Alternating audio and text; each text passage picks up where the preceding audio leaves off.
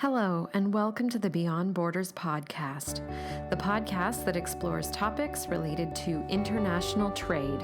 This podcast is brought to you by Buckland. For over 70 years, Buckland has been working to help companies across the world experience global trade in a better way.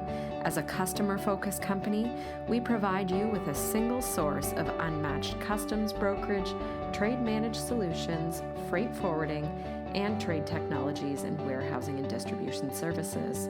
I'm your host, Jenny Kaus, Marketing and Communications Specialist at Buckland, and today I'm speaking with our guest, Sarah Hebert, about how to complete a Canada Customs invoice like a pro.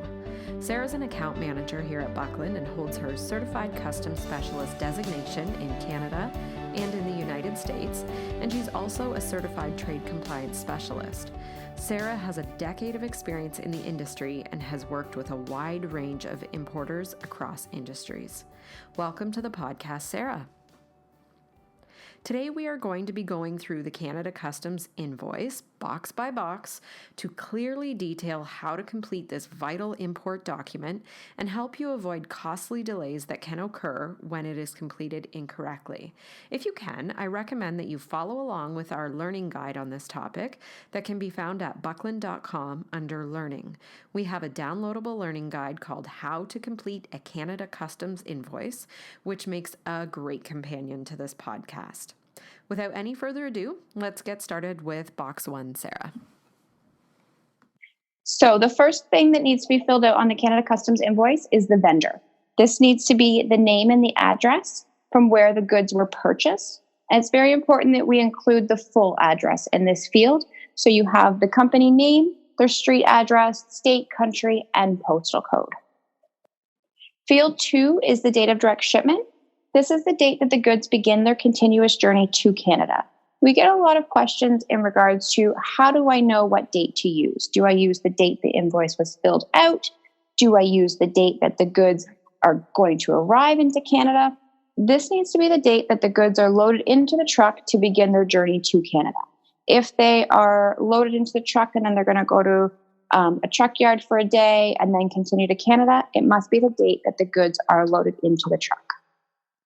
Other reference field in number 3 is where we're going to include any purchase order number, sales order number, if there's an invoice number from a commercial invoice, any specific indicator to these particular goods. Field 4 is the consignee.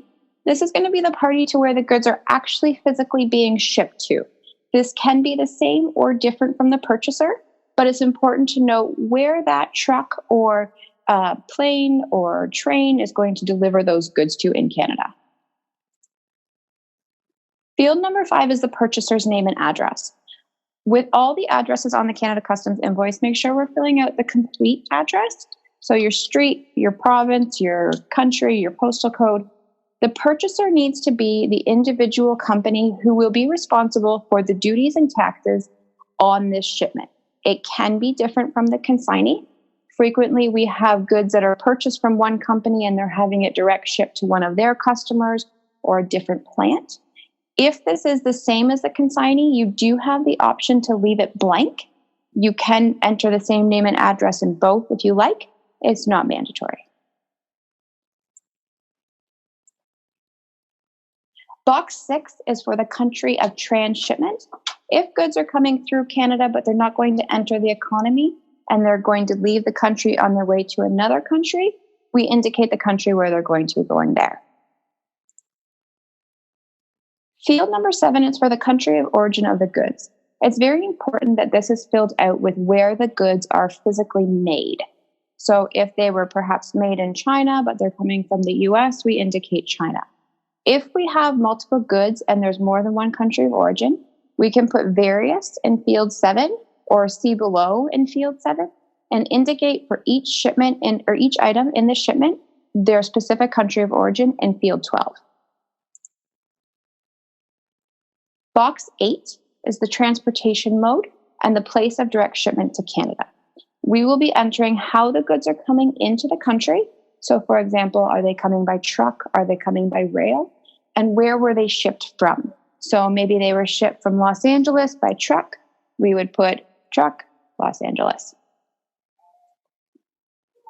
Field 9 is for the condition of sales and terms of payment. So this can be various things. This depends on your purchase with your suppliers. Is it net 30? Is it DDP, etc.? One thing that we do have available on our website, if you're not sure what goes in here, is an Incoterms. It outlines if it's DDP, freight on board, etc. These would typically be entered in field number 9. Field 10 is the currency of settlement. Here, it's very important to note, is this US dollars? Is this Canadian dollars? Is this euros? However, these goods are being purchased on the Canada Custom invoice. We must put the currency of settlement in field 10. Field 11 is for the number of packages. This is important to note that for these next 11 to 15 fields, it's going to go straight across no line.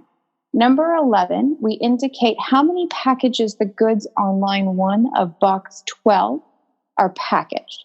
This is not how they're being sold, but the number of packages in which they're put into. Field 12 is where we're going to enter all of the specifications of the commodities that are being imported. Here, we will put as much detail as possible. If you have a part number, a part description, any characteristics, often the HS classification is also noted in field 12. So, for example, we could have steel tubes, 24 feet long, packaged in one box. It would say one box, 24-inch steel tubes, and the classification below it. Box number 13 is for the quantity. This is how the goods are being sold for this line. So if they're being sold by feet, we would put in 200 feet if that's the quantity we've purchased. If it's being sold by piece, we would put in however many pieces of line 12 are in here. And include your quantity of measurement with it, especially if it's by a weight or a size. Field 14 is for the unit price. So however the goods are sold in field 13 and however much we're paying per that unit price number will be entered in box 14. And box 15 is going to be your total value for that first line. So if we have 200 pieces that we're selling at $1 a piece, it will say 200 in box 13, $1 under box 14 for a total of $200 in box 15. For these fields, however many items you have, you're going to continue to enter that many lines. So if you have 5 items, there'll be 5 lines following it across. Box 16 is your total weight of the shipment. Wherever possible, please indicate your net and gross weight. Your net weight is going to be the weight of the goods themselves. The gross is going to be the weight of the goods with their packaging. Box 17 is your invoice total. So if you have multiple lines in the totals in box 15, you tally them up into box 17 for the full value of the goods coming in on this Canada Customs invoice. Box 18 is for a commercial invoice number. If this Canada Customs invoice is summing up a commercial invoice, you can check off the box and include your commercial invoice number in this field. Box 19, the exporter's name and address. Often goods are purchased from one vendor, but shipped from another vendor, or from another location, sorry. In this situation that you have purchased them from one company, but they are coming directly from another exporter, the exporter's name and address, if it's different than the vendor, will be entered into box 19. Box 20 is the originator. This is who is completing the Canada Customs invoice if it is someone other than the consignee or the vendor.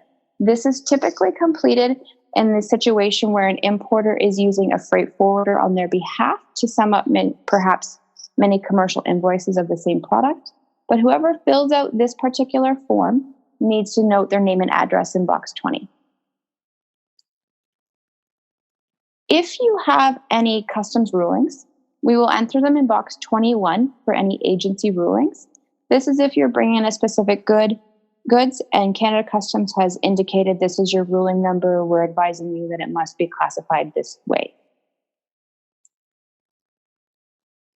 For box 22, if boxes 23 to 25 are not applicable, we will check off this box, and we're going to cover what those boxes are momentarily and when we will fill them out. Box 23. So I'm going to try and make this simple, guys. It gets a little confusing here. If there is any amounts included in field 17, we're going to indicate them here.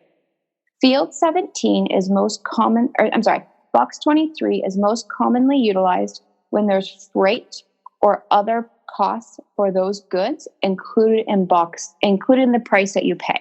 So if you are paying perhaps $1,000 for goods, but that $1,000 includes the freight cost, and who you are purchasing them from has indicated a breakout of how much those are, we're going to note them in field 23. So we have three different things that are included here. We have your transportation charges, expenses, and insurance from the place of direct shipment to Canada. We have any costs for construction, erection, and assembly incurred after importation into Canada. And we have export packing. In those situations, we do need a dollar value if it's included in the cost that you've paid for the goods. The reason for that is you do not pay duty or taxes on the cost of the freight, just the cost of the goods. Box 24 is if we have any of those same goods or same fees charged, but they're not included in box 17. So if we have transportation charges, expenses, and insurance to the place of direct shipment to Canada, we will indicate it there. That is most commonly incurred for overseas shipments. If we have goods, perhaps they're purchased from China, there is a freight cost from the manufacturer to the port that's not included, the port where the container is going to be loaded on the ship, that will get indicated in box 24. If there's any commissions other than buying commissions, we would indicate it here. And if there's any export packing that is not included in box 17, it gets included here. Box 25, this is simply going to be checked off if either of these apply. If royalty payments or subsequent proceeds are paid or payable by the purchaser, or if the purchaser has supplied goods and services for the use in the production of these goods. So if you are sending perhaps tool and die over to be used to make your goods, you would check off box 25.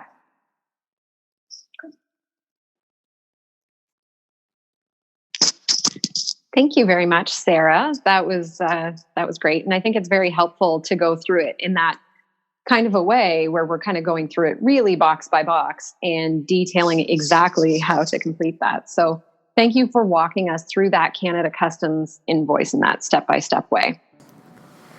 If you have any questions about completing a Canada Customs invoice or about anything else, please reach out to us at csagroup@buckland.com. That's the Beyond Borders podcast for today. Thank you so much for listening, and thank you to our guest, Sarah Hebert, for joining us and for sharing your expertise. If you're looking for more resources related to international trade, please check out buckland.com and click on Learning across the top of the website. Here you will find a range of resources, including learning guides, webinars, and podcasts. Our downloadable learning guides include topics such as how to complete a Canada Customs invoice, best practices for importing into Mexico, common pro forma mistakes, Incoterms, and many more. We also host live monthly webinars, and we invite you to sign up online to secure your spot for an informative presentation followed by a Q&A session. The best way to keep up to date on all of these resources is through our weekly newsletter. We send out a newsletter every single Wednesday containing our latest resources, as well as a roundup of the latest trade news delivered straight to your inbox. If you have any questions, please feel free to reach out to us through our website's Contact Us page, or through Twitter, where our handle is @BucklandTweets, or on our LinkedIn company page. Thank you for listening to the Beyond Borders podcast, and be sure to tune in again and subscribe for more great conversations about importing, exporting, and everything else in the world of logistics and international trade.